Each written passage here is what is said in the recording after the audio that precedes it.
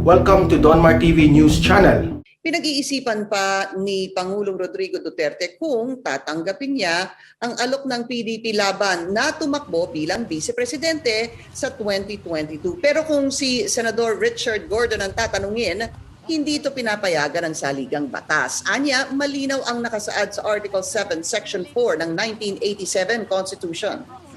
Very clear that the president shall not be eligible for, and this is the operative word, any re-election. It doesn't say the president shall not be eligible for re-election, meaning to say he can stop and then next time he can run for another elected position. That's still in the ambit of re-election. It says shall not be eligible for any re-election. That means if he goes down to vice president, he will not be allowed. And so the intent of the Constitution, once you're president, that's it. That's the ultimate role you can play. Umiinit na ngayon ang usapin tungkol sa nalalapit na halalan sa 2022. Hinihikayat kasi ng maraming kaalyado na kung tatakbo sa pagka-vice-presidente si Pangulong Rodrigo Duterte ay dapat katandem nito sa pagkapangulo ang isa sa mga taong pinakamalapit sa kanya, si Senator Christopher Bongo. I leave my faith to God, to the Dutertes, and to the Filipino people to whom I owe the privilege of serving this nation as a public servant. For without them, I will not be where I am now. Ulitin ko lang po, pinapaubaya ko na po sa Diyos, pinapaubaya ko na po sa mga Duterte, at sa mga kapatid ko pong Pilipino na nagbigay po ng pagkakataon na makapag-serbisyo po ako sa kanila. Kaya hindi ko po sasayangin itong pagkakataong ito. Ibabalik ko po sa inyo ang serbisyo. Ayon pa kay Senador Go, na dating SAP o Special Assistant to the President, marami na rin ang humihirit na tumakbo siya sa mas mataas na posisyon para may pagpatuloy ang mga programa at reformang nasimulan ng Duterte administration. Batid ni Go na napakahirap ng trabaho ng isang leader ng bansa. Alam ko po yun dahil matagal po ako nasa tabi ng ating mahal na Pangulo. Alam ko po, napakahirap po ng trabaho ng pagiging Pangulo dahil nasa tabi niya po ako. Kala niyo po masarap? Hindi po. Kung gusto mo maging Pangulo, dapat willing ka pong magsakripisyo. Ubusin mo po yung oras mo 24/7 sa paglilingkod sa iyong mga kapatid natin, Pilipino. Pumunta si Bongbong, nanliligaw siya na nagbabakasakali. Alam naman nila ng mga Duterte na tatakbo sa mataas na posisyon ang mga Marcoses. And they want to go back to the palace. Alam naman nila yan. So nanliligaw. Nagbabakasakali mga kababayan na si Sara would invite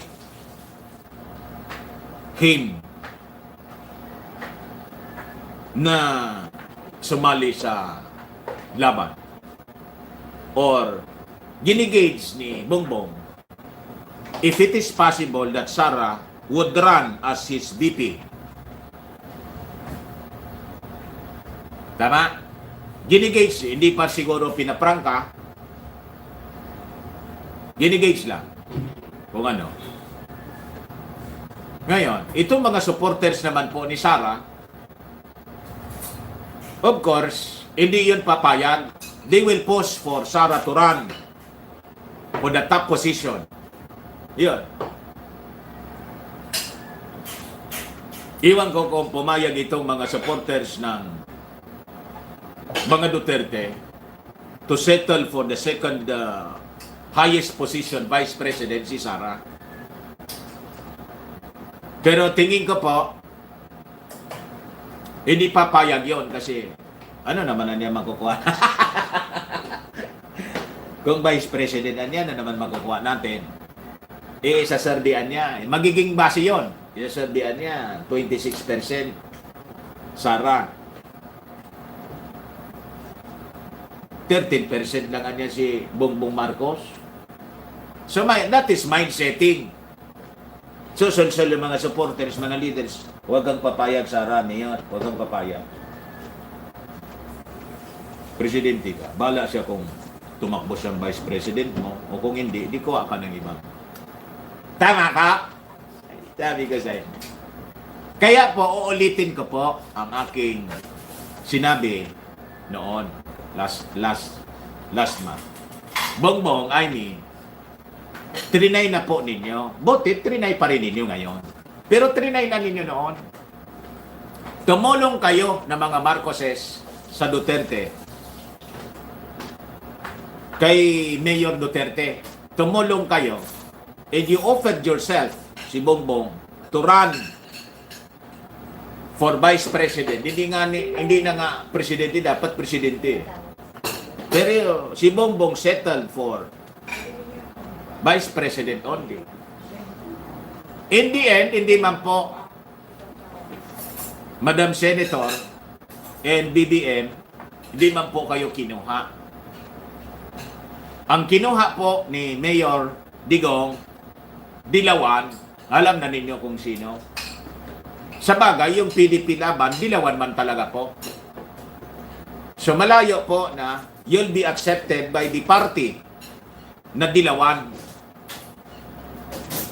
If you intend to run for president, you run and let these people run on their own kung gusto nila. Or could be your tandem kung gusto nila. Kung hindi, ayaw nila.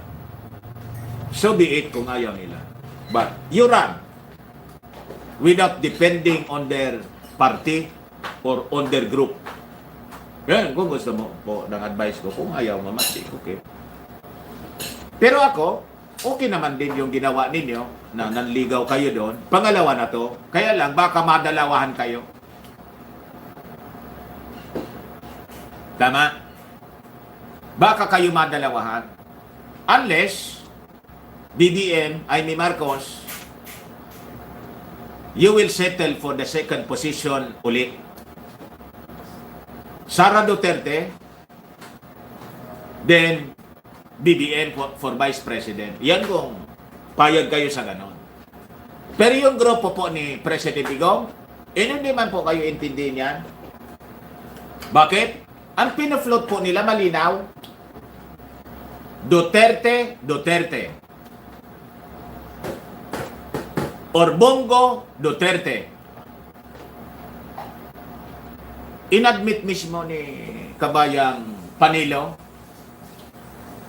yung posisyonan niya, doon lang niya yan iikot.